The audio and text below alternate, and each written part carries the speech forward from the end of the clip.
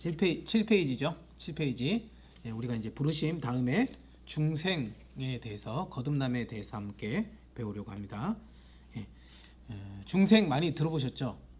예, 말씀에 나오잖아요. 성경 속에서 우리가 확인해 볼 수 있는데 중생이 뭔가 아까 전에 이제 하나님께서 우리를 부르셨으면 그 하나님의 부르심에 후회가 없도록 우리가 정말로 하나님의 택한 자녀로서 합당하게 살도록 우리를 근본적으로 바꾸는 그 하나님의 행위를 가리켜 이제 중생이라고 표현을 합니다. 그래서 사람 안에 새 생명의 원리를 심고 영혼의 주도적 성향입니다. 잘못했네. 주관적 성향이네. 주도적 성향을 주도적 성향. 그러니까 우리가 이전까지는 이 하나님의 중생의 역사 이전까지는 우리가 죄에 너무나 탐닉하고 이 죄를 너무나 사랑하고 죄에서 벗어날 수 없는 삶을 살았다면 이 하나님께서 우리에게 중생의 역사를 시작하실 때 우리 안에 새 생명의 원리가 심겨지게 되고 우리도 알지 못하는 사이에 우리의 성향 자체가 죄를 미워하고 죄를 싫어하고 이제는 누구께로 나가는 걸 말하는 겁니까?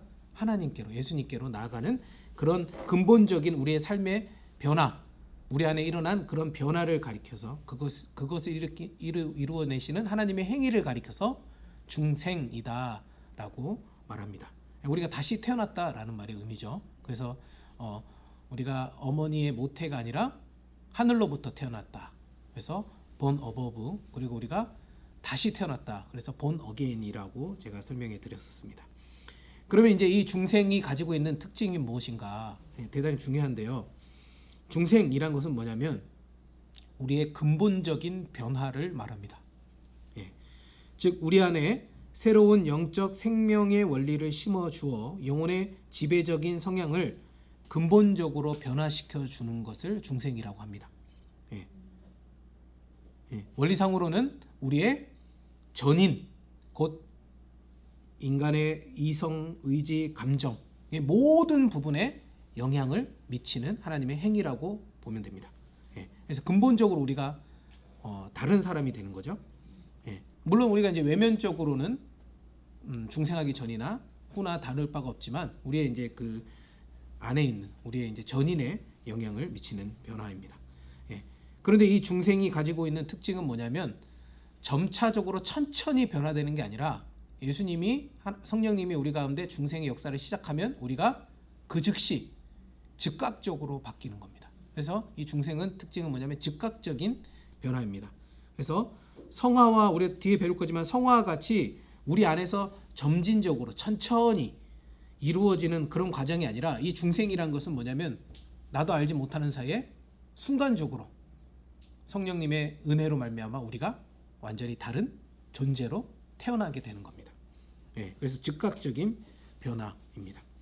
세 번째로 우리의 잠재의식 생활에서 일어나는 변화입니다. 이게 무슨 말이냐면 중생했다고 해서 우리 눈으로 탁 보이는 게 아니라는 거예요. 그래서 중생은 은밀한 것이며 측량할 수 없는 하나님의 사역이어서 인간은 스스로 내가 중생했구나 깨달을 수도 없고 다만 우리가 내가 중생한 사람인가 라는 것을 우리의 나타나는 결과 삶에 나타나는 결과 예컨대 나의 삶에 어떤 성령의 열매들 우리가 성경에 보면 성령의 열매 9가지 열매 아시죠? 그런 성령의 열매들이 조금씩 맺어가는 것을 통해서 우리가 내가 중생한 자구나 라는 사실을 확인할 수 있는 거죠. 그래서 니고데모에게 예수님께서 요한복음 그 3장 1절에서 8절까지 이 중생에 대해서 말씀하시면서 중생은 바람의 역사다. 그래서 바람이 어디서 오는지는 알 수 없어도 이 바람이 어디로부터 가는지 이 바람이 어떻게 부는지 우리가 눈으로 볼 수 있잖아요. 그런 것처럼 이 바람의 역사와 같다. 중생은 그렇게 말씀을 해주셨죠. 그런데 이제 한 가지 이제 독특한 경우들이 있습니다. 이거는 일반적이진 않은데 이 중생이 뒤에 배우는 회심과 동시에 일어나시는 분들이 있어요. 구원의 과정에서. 막 그전까지 하나님 믿지 않다가 어느 날 이제 어느 말씀이나 어떤 집회에 가가지고 그때 막 복음을 영접하고 자기가 죄인이라고 깊이 깨닫고 막 회심하는 과정이 동시에 진행되시는 분들이 있어요. 중생이.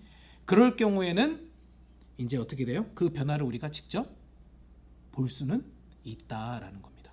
근데 그게 일방적이지는 않아요.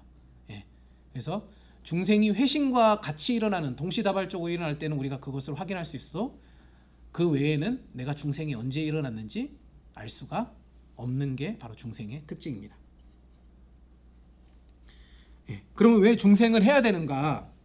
예, 그것은 우리가 인간론 시간에서 배웠지만 우리 인간 자체에 아무런 소망이 없기 때문입니다. 예, 하나님을 찾을 만한 그 하나님의 형상이 죄로 말미암아 타락해버린 우리에게서 더 이상 이 구원을 스스로 찾아갈 수 있는 그 길이 막혔기 때문에 우리 인간에게는 아무런 소망이 없게 되었기 때문에 이 중생이 반드시 필요한 거죠. 우리가 다시 하나님을 향하여 나아갈 수 있는 우리의 성향 자체가 새로운 생명의 원리가 새롭게 심겨져야지만 된다라는 거죠. 그래서 인간의 죄악된 상태로부터 성결 그리고 하나님의 사랑을 얻고 양심의 평화를 누리고 그리고 제일 중요한 거죠. 하나님과 교제를 이루기 위해서는 중생은 없어서는 안 되는 반드시 필요한 조건이다. 네. 그래서 인간의 자연적 상태에서는 우리가 하나님을 찾고 구하고 하나님이 주시는 그 구원의 사역에 참여할 수 있는 것이 불가능하기 때문에 우리의 영혼의 전 성향을 새롭게 갱신하기 위한 내적인 우리 안에 근본적인 변화가 반드시 필요한 거죠. 그래서 우리 고린도후서 너무나도 잘 알고 있는 말씀인데 5장 7절에 보면 그런즉 누구든지 그리스도 안에 있으면 새로운 피조물이라 이전 것은 지나갔으니 보라 새 것이 되었도다. 예, 이 말씀을 통해서 우리가 중생의 우리가 예수 그리스도를 통해서 구원받기 위해서 이 중생이 반드시 필요하다라는 것을 우리가 확인해 볼 수가 있는 거죠. 자, 그러면 우리가 이 중생이라는 것을 하나님 성령님의 은혜로 누리기 위해서 뭐가 필요한가? 어떤 게 도구로 사용이 되는가? 이것도 마찬가지로 중생의 도구로서 뭐가 사용됩니까? 하나님의 말씀으로 우리가 중생이 되는 거예요. 예. 그래서 중생은 잠재 영역에서 역사하시는 하나님의 창조적인 행위고 말씀은 인간의 의식을 향해 도덕적인 시류의 방법으로만 역사하기 때문에 하나님 말씀 그 자체가 새 생명을 심어주는 역할은 할 수는 없죠. 하나님 말씀 줬다고 해서 우리가 다 중생하는 거 아닌 거죠. 그러나 하지만 포괄적인 의미에서 중생은 어떻게 해요? 의심할 여지 없이 이 말씀이라는 도구를 통해서만 이루어지는 거죠. 다른 그거 어떤 것도 있을 수가 없는 거예요. 예. 말씀 그 자체가 곧 중생이다라고는 할 수는 없지만 넓은 의미에서 보면 곧 중생은 하나님의 말씀으로부터 우리가 주어지게 되는 거죠. 예. 말씀이 없이는 중생도 있을 수가 없는 거예요. 예. 자, 그러면 이제 4번에 조금 어려운 부분이 나와 있는데요. 조금 중요한 부분입니다. 중생의 동력인 중생은 결국 어떤 작용으로 말미암아 이루어지는가라는 겁니다. 이게 이제 매우 중요한 부분인데요. 예. 중생의 동력인을 사람의 의지라고 보는 견해가 있다. 즉 뭐냐면 어떻게 해요? 내가 하나님을 믿어야겠다. 나의 결단이 필요하다라는 거예요. 결단이 있어야지 중생할 수 있는 거지. 이렇게 보는 거죠. 예. 그래서 이 견해는 중생이 성령의 특별한 감화나 어떤 그런 것과는 상관없이 인간의 의지로 가능하다라고 보는 견해예요. 예. 그래서 이걸 좀 쉬운 말로 뭐냐면 우리의 구원은 우리의 의지적인 노력과 행위를 통해 가능하다라고 주장하는 사람들 있죠. 그것을 가리켜서 행위 구원론이라고 합니다. 행위 구원론. 예. 대표적인 행위 구원론으로는요, 이제 펠라기우스주의라고 있는데요. 예. 이 펠라기우스가 누구냐면요, 이제 성 어거스틴 때에 이 어거스틴이 교부로서 이제 크게 활동을 했잖아요. 그래서 이 어거스틴이 하나님의 은혜를 강조했어요. 그래서 구원을 하나님의 은혜로 말미암아 주어지는 값없는 선물이라고 얘기를 했거든요. 그런데 이 펠라기우스 같은 이제 유명한 교부인데 이 펠라기우스가 보니까 그렇게 자꾸 강조를 하다 보니까 인간이 어떻습니까? 아무것도 할 게 없는 거예요. 그러면 뭐 구원은 인간이 아무것도 하는 것 없이 하나님의 은혜로만 주어지면 인간의 앞으로의 도덕적인 타락이나 이런 것들을 어떻게 막을 수 있겠냐는 거예요. 그럼 인간이 막 살지. 하나님의 은혜로 말미암아 구원 얻는다 그러면 인간이 막 살 거 아니냐. 맞죠? 그래서 구원은 그렇게 주어지는 게 아니다. 우리가 하나님 앞에 하나님이 주신 율법의 말씀을 도덕적으로 잘 지켜 행하는 노력이 필요하고 그것이 바로 우리에게 구원을 가져다 주는 것이다. 라고 이제 이 어거스틴과 대척점에 서가지고 그 행위 구원론을 주장했던 사람이었어요. 펠라기우스가. 예. 그래서 인간의 의지가 그분의 주장에 따르면 인간의 의지는 매우 중요한 거죠. 인간의 의지가 곧 구원을 결정하는 아주 중요한 요소가 되는 거예요. 예. 그래서 펠라기우스 주의와 이런 행위 구원론이 있고요. 그 다음에 성령의 도움과 인간의 의지가 합하여 이루어진다는 뭐예요? 이제 반펠라기우스, 세미펠라기우스라고도 합니다. 반펠라기우스 혹은 알미니안 사상들이 있는데요. 예, 좀 어려운 말이지만 제가 설명해 드리겠습니다. 예. 자, 그래. 하나님의 은혜로 구원받지. 성령님의 은혜로 구원받지. 그러나 성령님의 은혜로만 되면 그러면 인간이 해야 될 부분은 아무것도 없는 거야? 성령님의 은혜를 주시려고 하고 그때 인간이 그 하나님의 은혜를 받으려고 반응을 해야 되는 거 아니야. 맞죠? 예, 우리가 합리적으로 생각할 때 그렇게 생각하는 거예요. 예.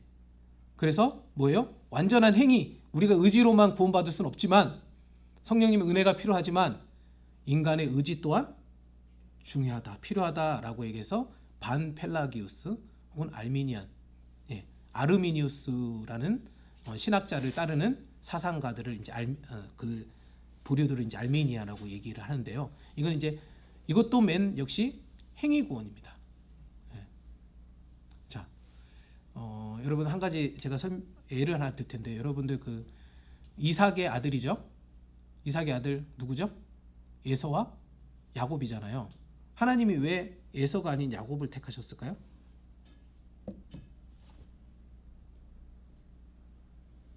하나님 보니까 태중에 막 싸우고 있으니까 큰 자가 작은 자를 섬기겠다고 리브가한테도 말해주고 약속의 후사를 에서가 아니라 하나님이 야곱으로 삼으셨잖아요.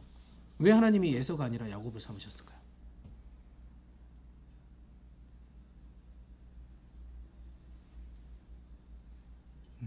어렵지만 전적인 하나님의 선택입니다. 예, 뭐 그렇게 얘기하면 제가 설명할 게 없어지는데 예. 그렇죠.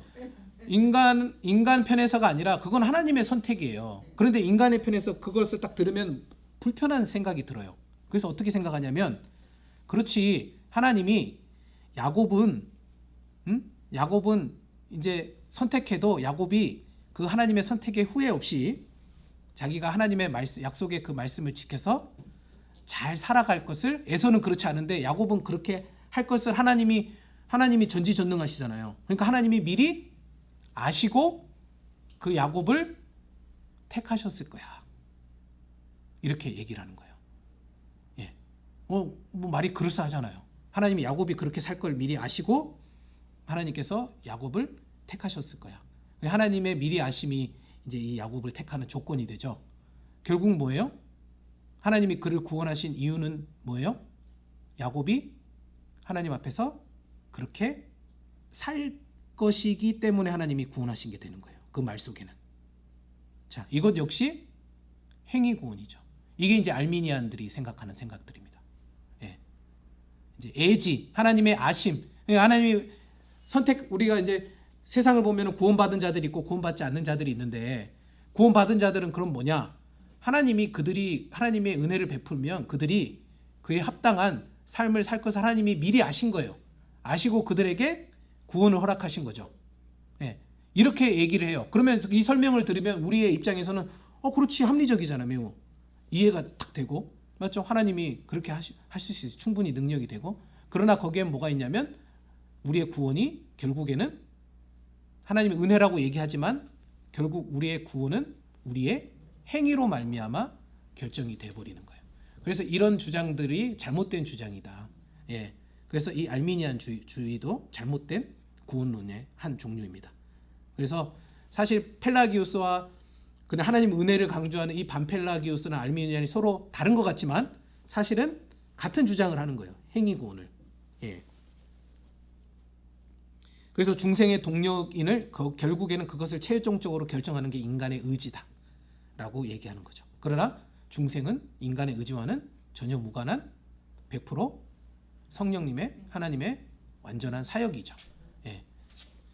자, 그리고 이제 또 중생의 동력인을 어떻게 보는 사람들이 있냐면 진리가 더러움에서 거룩으로 변화하는 즉각적인 원인이라고 보는 견해가 있다. 그러니까 이제 그게 말씀이든 그게 뭐든 간에 어떤 진리가 우리를 더러움에서 깨끗함으로 바꾸는 어떤 작용을 한다라고 이제 보는 견해가 있어요. 이제 유명한 사람이 찰스 핀이라고 이제 부흥 운동가였는데 이 사람이 이제 주장하는 건 뭐냐면 이제 말씀이 선포되고 어떤 이제 진리가 이제 집회 안에서 이제 말씀이 선포되고 막 이렇게 성령님 함께 기도하고 이렇게 되면은 그 순간 이제 중생이 일어날 수 있다는 거예요. 예, 맞죠? 그런 환경과 그런 것들이. 예. 그러나 그것도 성경적이지가 않습니다. 오직 성경은 뭘 얘기하냐면 중생의 동력인을 오직 성령님이라고 얘기를 합니다. 예. 성령님만이 중생의 동력인이라고 성경은 말씀하고 있어요. 예.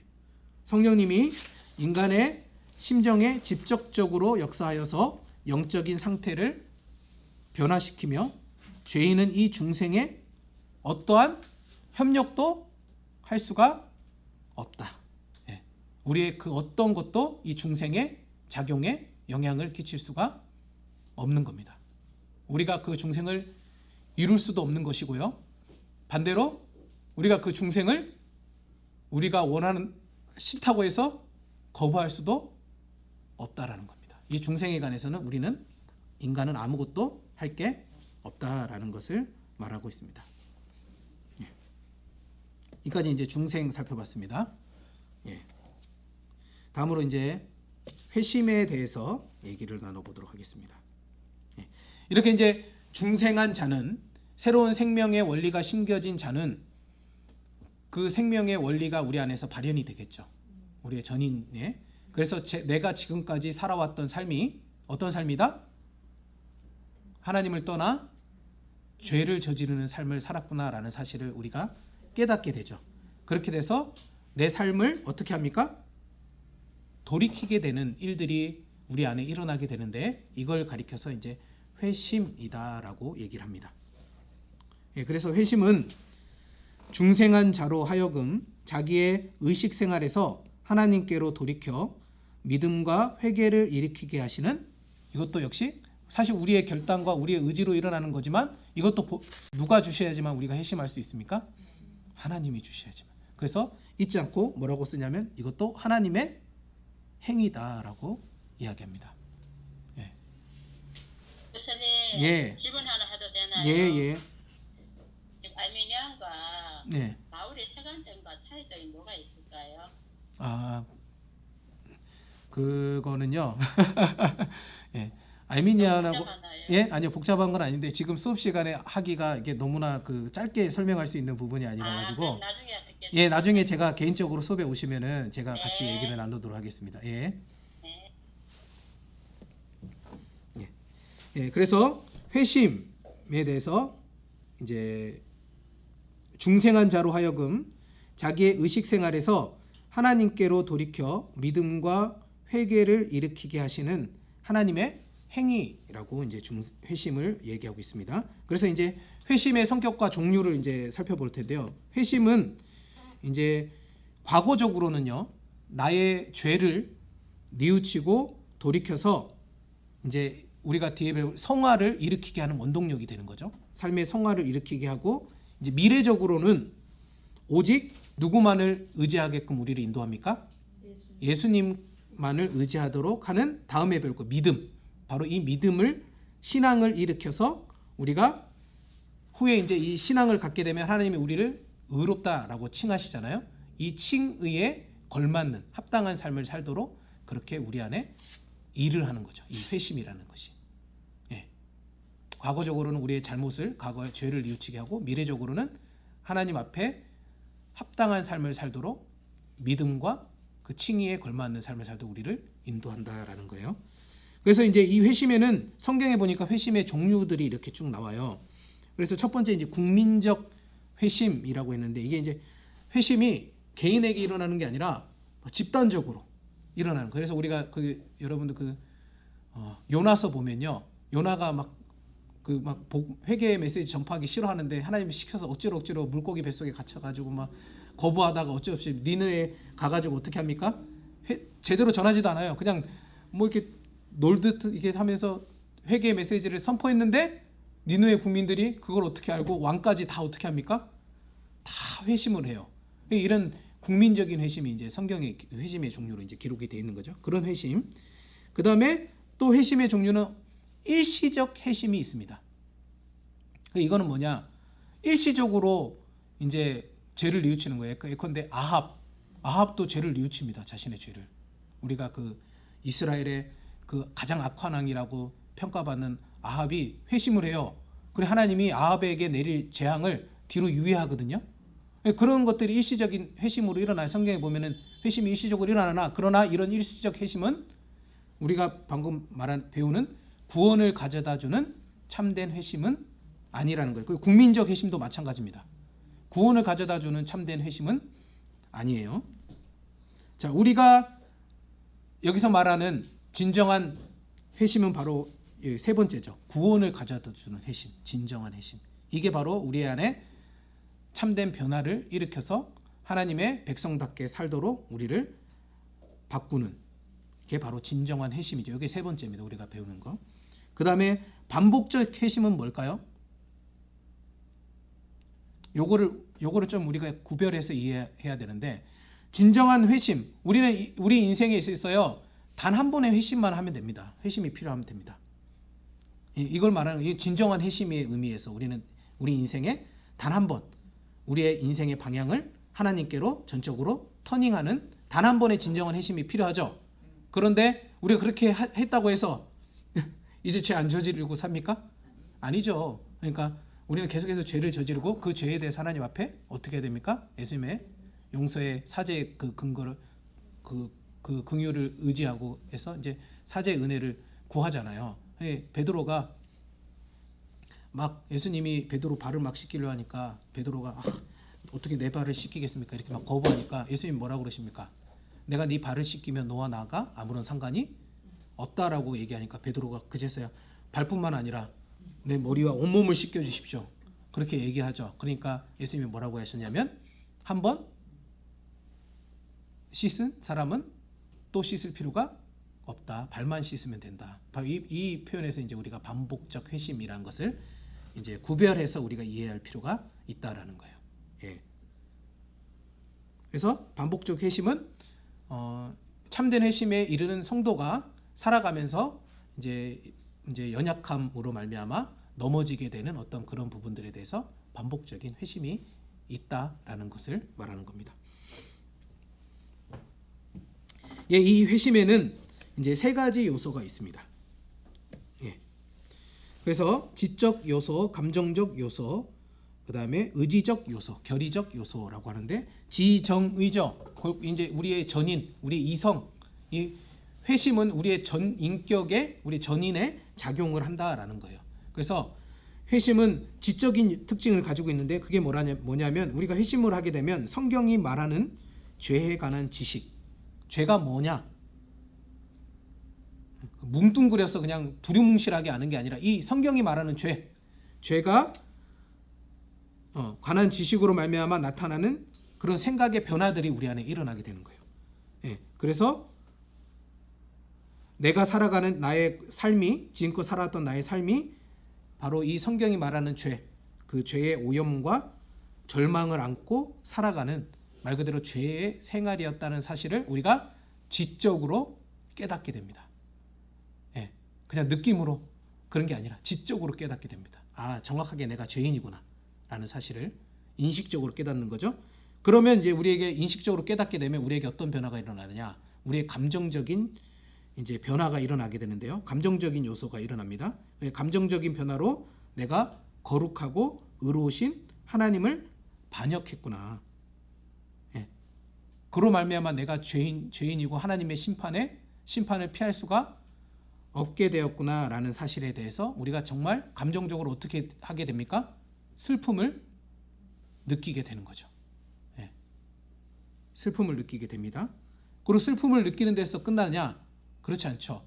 이 회심은 우리를 의지로 이끄는데, 우리의 결의적 요소, 의지적 요소로 이끄는데 목적의 변화로 죄에서 떠나는 내적인 전환과 사죄와 정화를 추구하는 성향을 뜻함.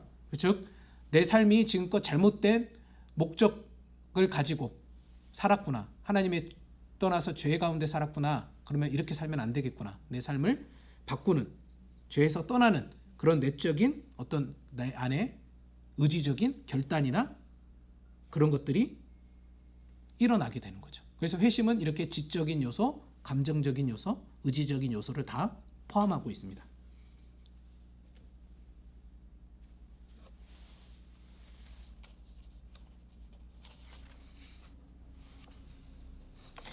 예, 그래서 이제 회심의 특성을 보면요.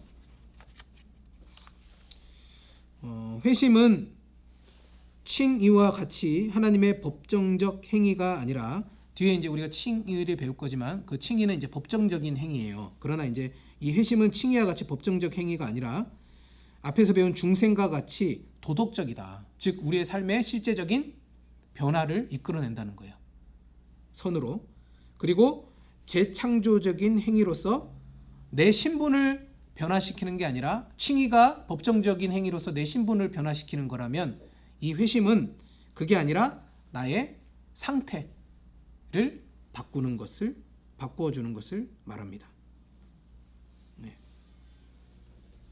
그리고 회심은 앞에 중생과는 뭐가 다르냐? 중생은 나도 알지 못하는 사이에 잠재의식 속에 하나님이 이루시는 일이라면, 회심은 뭐예요? 내가 나의 의식 생활에 눈에 보이는 그 자리에서 이루어지는 거죠. 예, 그게 이제 또 중생하고 다른 점이에요. 예. 그래서 원리적으로는 회심이란 것은 나의 옛사람, 즉 과거에 죄된 습관을 쫓아 살아가던 내 옛사람을 벗어버릴 뿐만 아니라 내가 중생의 은혜로 말미암아 새로운 사람을 잊게 되었다라는 것을 말하는 겁니다. 예.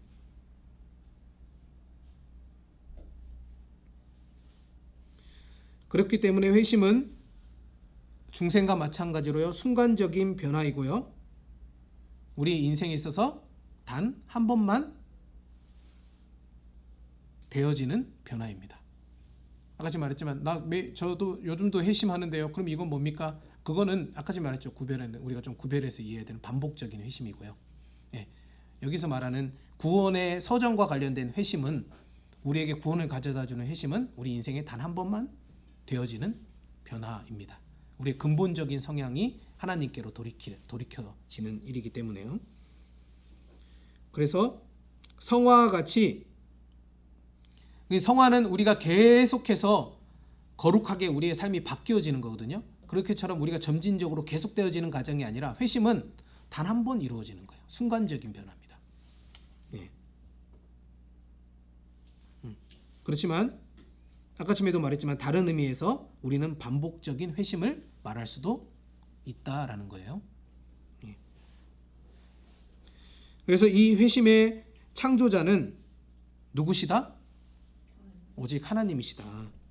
예. 그래서 사도행전 우리 한번 말씀 한번 찾아볼까요? 사도행전 11장 18절.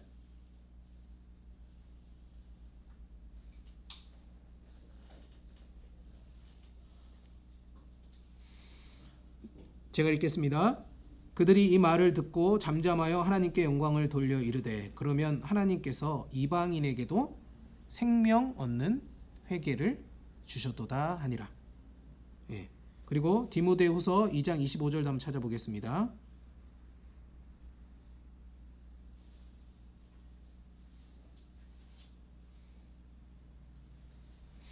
거역하는 자를 온유함으로 훈계할지니 혹 하나님이 그들에게 회개함을 주사 진리를 알게 하실까 하며. 예. 즉 회심은 회개는 누가 주신다고요? 하나님이 주시는 행위라는 거예요. 하나님이. 내가 하는 거 아니에요? 아닙니다. 하나님이 주셔야지만 내가 하는 겁니다. 예.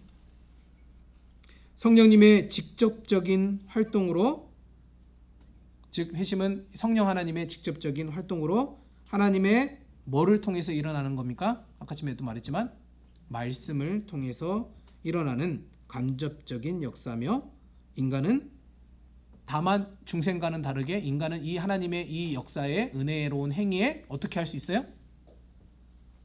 회심은 협력할 수 있다. 협력할 수 있다라는 말의 의미를 아시겠죠? 우리의 의지적인 요소도, 결단의 요소도 회심에서 하나님께서 어떻게 하십니까? 사용하신다는 거예요. 예. 사용해 주시는 거죠. 예. 그러면 회심이 왜 필요하는가? 예. 회심이 정말 필요한가? 회심의 필요성에 대해서 한번 얘기해 볼게요. 자, 성경은 중생에 대해서는 절대적인 필요성을 얘기합니다. 근데 중생하지 않으면 우리는 구원받을 수가 없는 거예요. 성경은 분명하게 중생에 대해서 우리에게 반드시 구원을 위해서 필요한 사역이다. 중생의, 성령 하나님의 중생의 사역이. 그런데 이 회심에 대해서는 절대적인 필요, 그러니까 회심이 없어서는 안 된다라고 이야기하고 있지는 않아요. 예. 회심이 없으면 구원이 없다라고 얘기하지 않는다고요. 예. 예컨대 자, 회심이 구원의 조건이라면 회심하지 않는 어려서 어린 나이에 죽는 아이들 경우나, 예? 뭐 그런 경우는 우리가 어떻게, 그 아이들은 그럼 구원이 없는 겁니까? 그러니까 이런 것들을 설명할 수가, 회심이 구원의 절대적인 조건이라면, 중생과 같이 절대적인 필요가 있다라고 하면 이런 부분들에 대해서 설명이 되어지지가 않는 거예요. 그러나 다만 우리가 하나 분명히 알아야 될 것은 청년의 때, 그러니까 그 지정의가 어느 정도 자라고 그 인격이 어느 정도 자란 그 사람에 한해서는 뭐가 필요하다고요? 회심이 필요하다라는 걸 얘기하는 거예요. 예. 그래서 우리가 이제 착각하면 안 될 게, 왜 우리가 주변에서 쟤는 보니까 회심을 하지 않은 것 같아. 그래, 구원을 아직 못 받은 것 같아. 이렇게 말할 수가 없다는 거예요. 왜냐하면 회심은 구원의 이 중생과 같은 절대적인 요건이 아니기 때문에. 그래서 구원에 있어서 회심과 같은 생활에 현저한 격변이 일어나는 것, 필수적인 게 아니라는 거예요. 구원에 있어서. 예컨대 성경에 보면 세례 요한이라든가 예레미야 같은 선지자 같은 경우는 날 때부터 하나님을 하나님을 믿고 그 하나님 앞에 살잖아요. 그 사람들이 뭐 특별히 막 이 뭐 인생이 그냥 180도 뒤바뀌어지는 이런 대격변의 어떤 경험들이 그들에게는 없었을 거예요. 근데 그들이 구원 안 받았나요? 안 받았나요? 그러면 그렇지 않잖아요. 예. 그러니까 회심이, 이 모든 사람이 구원받은 사람은 180도 어떤 대격변의 삶이 이루어져야 되느냐? 그것은 아니다라는 거예요. 예. 그러나 삶의 어떤 180도 대격변은 안 일어나더라도 우리가 말하는 이 회심의 요소, 아까 전에 말했던 지적인 요소, 감정적인 요소, 의지적인 요소는 어떻게 해야 됩니까? 구원받은 자녀에게 반드시 있죠. 그거는 있다라는 거예요. 그거는 전생에 걸쳐서 나타난다는 거죠. 네. 그래서 우리가 이제 이 회심에 대해서 배웠습니다. 그래서 이제 그 옛날 종교개혁 때 제세례파들이라고 있었어요. 제세례파들.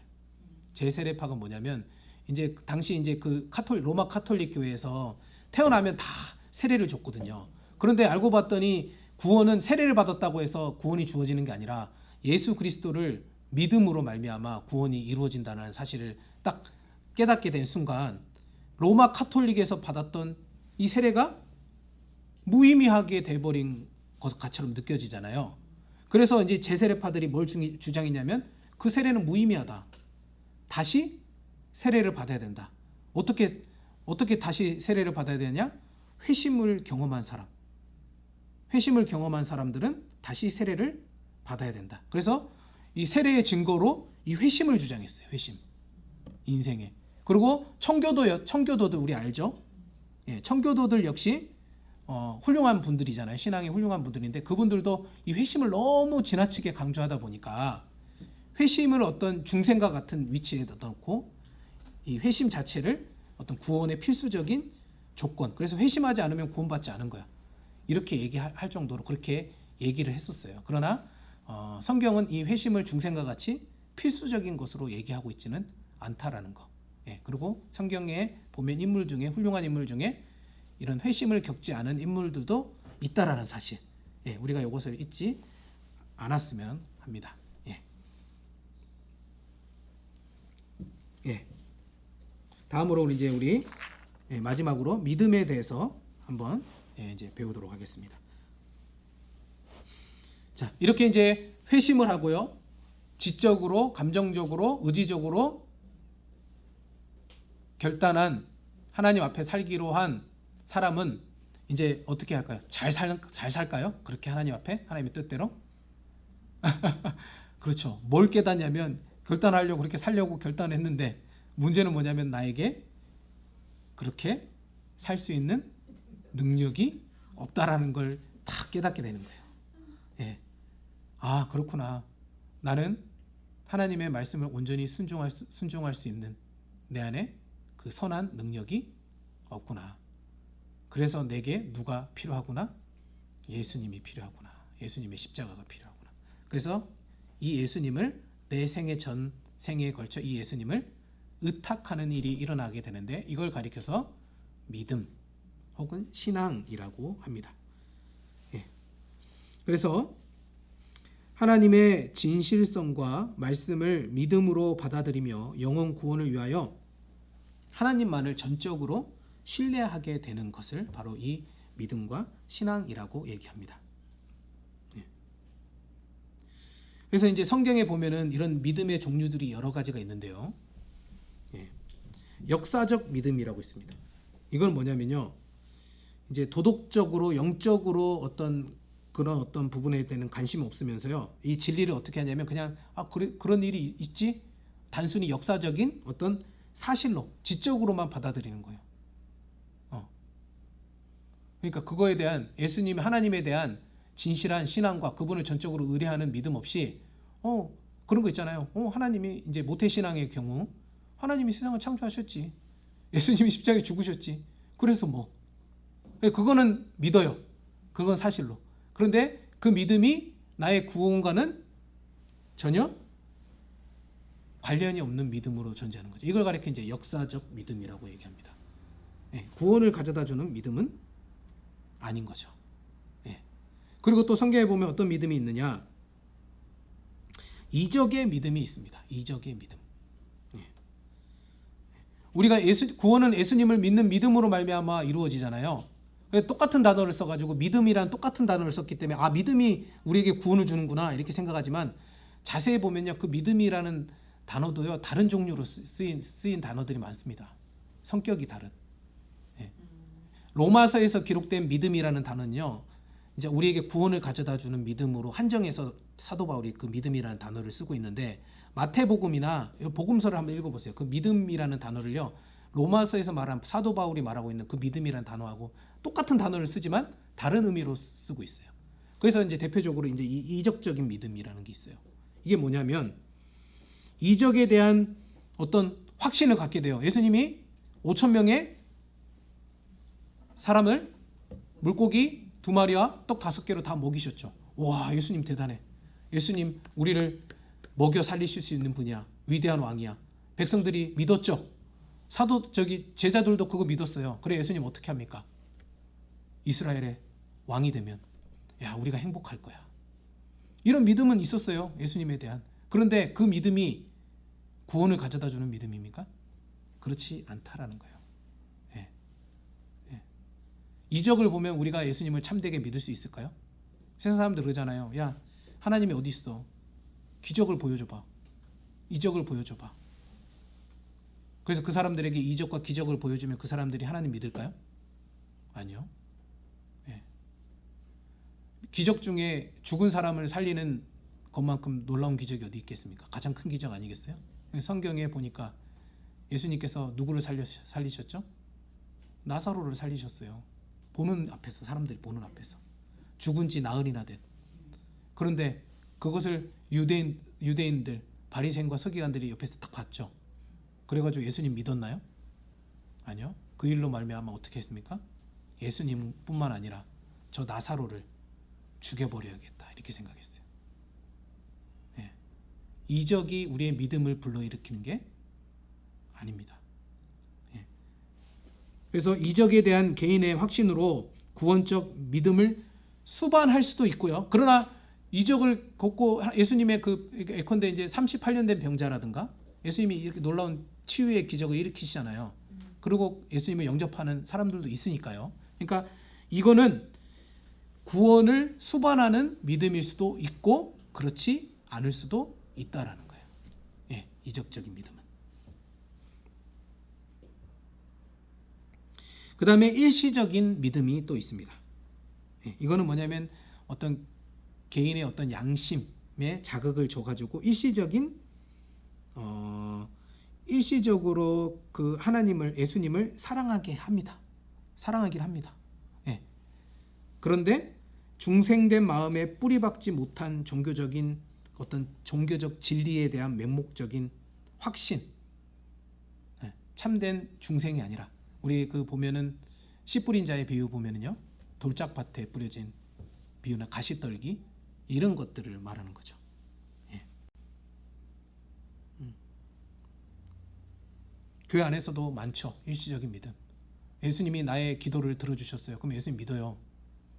근데 그게 참된 중생에 뿌리 내린 믿음이 아니라 자기의 기도한 것들, 자기의 목적이 틀어지게 되면 예수님을 떠나시는 분들이 있습니다. 교회 안에서도.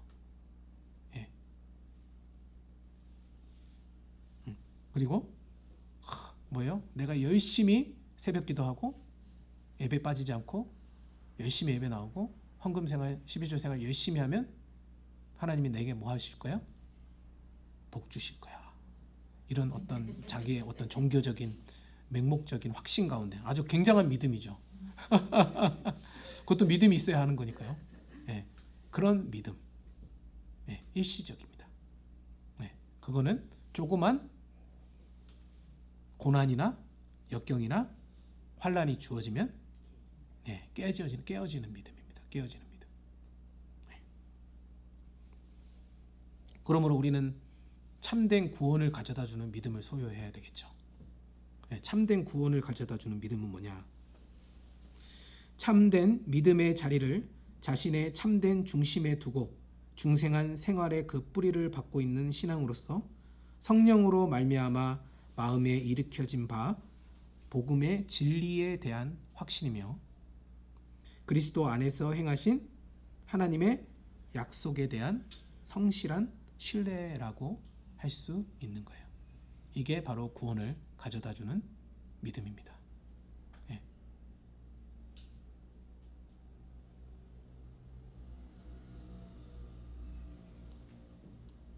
똑같은 믿음이라는 단어를 쓰고 있기 때문에 많이 헷갈립니다. 예. 그러면 이제 제가 이런 얘기를 하면은 이제 이런 생각이 드시겠죠. 혹 내가 가진 믿음이 참된 구원을 가져다주는 믿음이 아니라 역사적 믿음, 이적의 믿음, 일시적 믿음이면 어떨까? 이런 걱정이 막 되십니까? 그런 막 걱정이 되세요? 두렵거나 이런 마음이 드세요?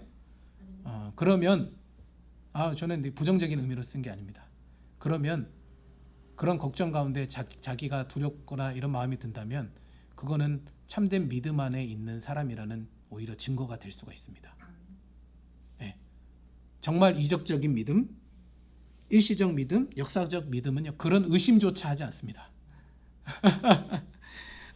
내가 믿은 믿음이 참된 믿음이 아니면 어떨까? 이런 의심조차 없습니다. 그런 분들은 아주 100% 확신을 가지고 살아요. 그러나 우리 안에 나도 모르게 하나님, 내가 가진 믿음이 정말 하나님 예수님을 통해서 구원을 가져다주는 믿음이 맞습니까? 그렇게 염려가 되고 근심이 되시는 분이시라면 하나님 앞에 은혜를 간절히 구하시겠죠. 그리고 하나님께 의지하시겠죠. 결국엔 그 믿음이 참된 구원을 가져다주는 믿음의 증거입니다. 그러니까 너무 두려워하지 않으셔도 됩니다. 다음으로 구원적 믿음의 요소와 대상. 그래서 참된 믿음은 도대체 어떤 요소를 가지고 있고 어떤 대상을 가지고 있는가?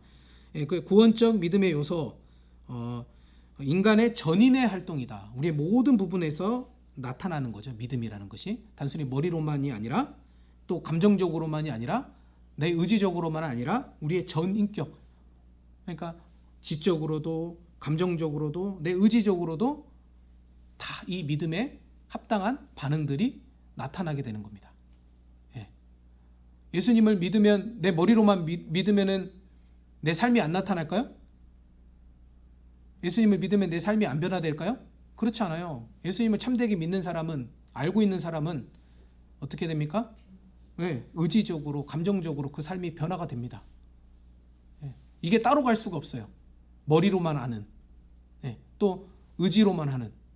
그러면은 내가 열심히 신앙생활하는데 예수님 복음에 대해서는 관심 올 수가 있습니까? 그 올바른 믿음이에요?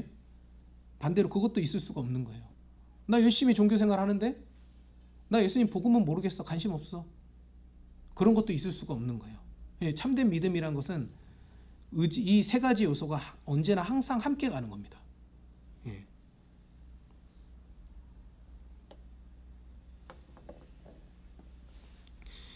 구원적 믿음의 대상. 넓은 의미로 하나님의 말씀 속에 포함되어 있는 신적 계시 전체를 그 대상으로 한다. 또 믿음은 우리가 뭘 믿어야 되느냐? 하나님의 신적인 계시 전체, 곧 이제 성경책, 성경 말씀 그 전체를 믿는 믿음을 말하는 거죠. 그런데 좁은 의미로는 우리가 믿는 믿음은 누굽니까? 누굴 믿는 거예요? 구원을 하나님은 누구를 통해서 자신의 사역을 보여주세요? 성자 예수님. 성령님은 누구의 일을 증언하시고 우리 안에 이루세요? 성자 예수님. 진짜 믿음은 좁은 의미로 뭡니까? 바로 이 예수 그리스도, 그분의 사역, 그것을 믿는, 그분이 진리이심을 믿는 것을 말하죠. 그게 구원을 가져다주는 믿음인 거죠.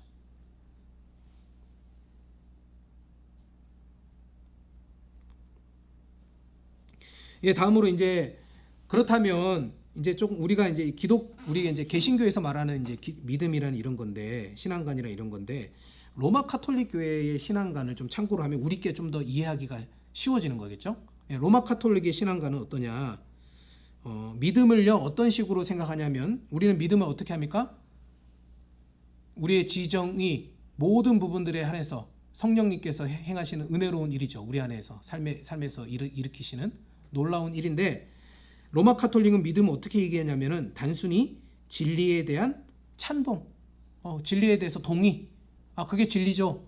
이게 이제 동의로만 보고 충분한 신앙 또는 구원하는 신앙으로 간주하지 않아. 믿음만으로 충분하지 않다라고 얘기하는 거예요. 그게 구원을 가져다 줄 수 없다라는 거예요. 믿음만으로는 안 된다는 거예요. 그게 충분하지 않아. 그래서 로마 카톨릭은 사실상 신앙에 있어서 지식의 요소, 그러니까 우리가 이 예수 그리스도를 알아야 구원이 우리에게 주어지잖아요. 근데 이 지식의 요소가 절대적으로 필요하다라는 것을 부정하고 있고, 그래서 교훈에 대한 지식과 관계없이 그냥 하나님 믿지, 예수님 믿지, 그런 어떤 진리에 대한 참동만 있으면 너는 신자야. 그렇게 우선은 간주를 합니다. 너는 신자야. 그렇게 얘기하고, 이 찬동은 어떻게 해요? 그러니까 너는 이제 신자니까 어떻게 해야 돼? 선한 행실들을 쌓아야 해. 선한 일들을 해야 해. 그렇게 함으로써 어떻게 말을 이렇게 합니다. 사랑으로 역사하는 거예요. 사랑으로 역사하면 너가 참된 구원을 얻을 수 있어. 그런 믿음으로 가야지 그 믿음이 참된 믿음이야 라고 로마는 그렇게 얘기를 해요. 결국 뭡니까? 자세히 살펴보면 우리가 앞에서 배운 행위 구원론입니다. 행위 구원론. 맞죠? 결국 참된 자기가 선한 일, 행실을 해야지만 구원에 이를 수 있다라는 것을 얘기하는 거예요. 네, 결국에는 행위 구원입니다. 행위 구원.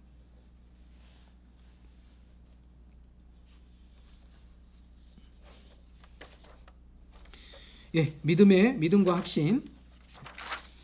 예, 로마 카톨릭과 알미니안들은 구원에 대한 확신을 가질 수 없다라고 주장을 하죠. 예, 왜 믿음이라는 부분들에 대해서 그들은 우리와 같은 생각을 가지고 있지 않기 때문에 로마 카톨릭 그러니까 행위 구원론자들이죠. 그다음 알미니안들은 뭐예요? 행위가 인간의 행위 믿음만으로 되는 게 아니야. 인간의 행위가 결국에는 우리의 구원을 결정짓기 때문에 야, 구원에 대한 확신을 주장할 수 있을까요? 없을까요? 구원에 대한 확신이 없죠. 왜냐하면 행위가 언제든지 어떻게 할 수 있습니까? 바뀔 수가 있잖아요.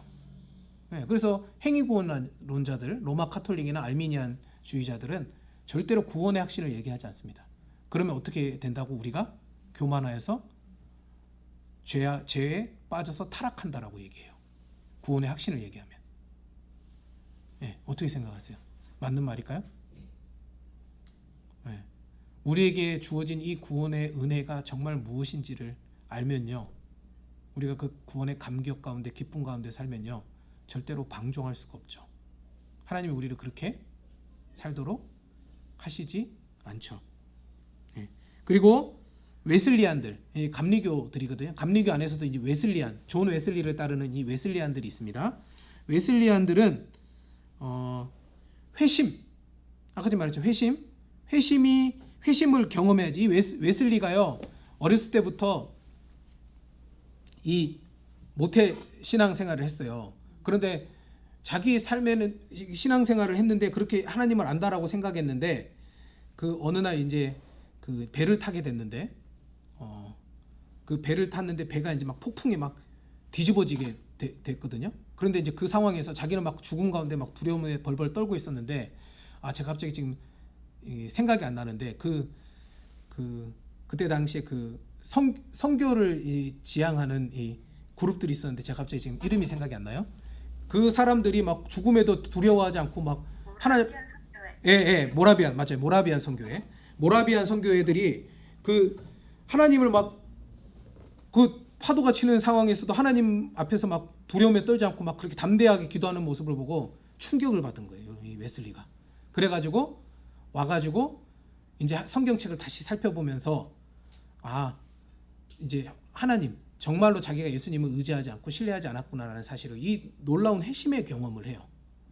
예, 회심의 경험을 하고 나서 이거를 이제 어떻게 하냐면 일반화시키는 거예요. 모든 사람은 다 이렇듯 180도 그 삶의 근본적인 변화가 일어나는 회심을 경험해야지 이 구원에 이를 수 있다.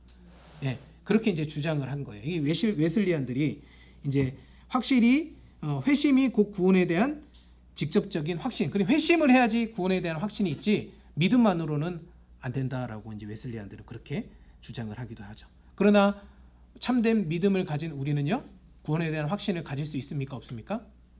있습니다. 그거는 나 때문이 아니라 나에게 구원을 주신 하나님의 예수님의 약속 때문인 거죠. 약속의 말씀 때문에 우리에게 구원이 주어지는 것이 확실한 거죠. 네. 예, 이렇게까지 우리가 믿음까지 우리가 오늘 배울 부분들을 배워봤습니다. 예. 오늘 배운 부분들에 대해서 혹시 질문 있으시면 질문해 주십시오.